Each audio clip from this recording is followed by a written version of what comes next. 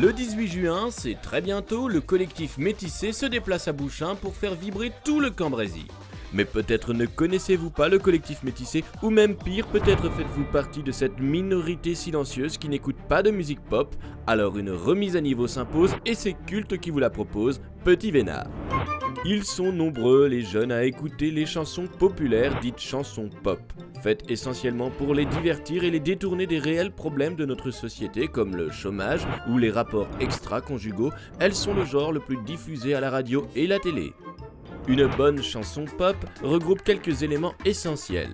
Le premier est la présence du mot baby ou bébé. Celui-ci est primordial lorsque l'on s'adresse aux plus jeunes. Deuxièmement, le rythme doit être soutenu pour donner l'envie de danser et la voix du chanteur doit être traitée par un ordinateur pour devenir compréhensible par cette génération 2.0. Lorsque tous ces éléments sont réunis, la chanson peut rencontrer le succès. On l'appellera alors un tube, ceci faisant référence à cet objet creux de l'intérieur.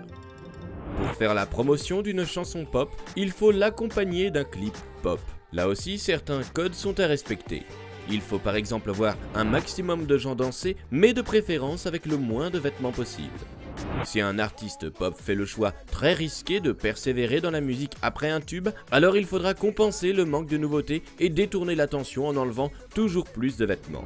Voici par exemple Britney Spears en 2000, puis en 2004 et enfin en 2008.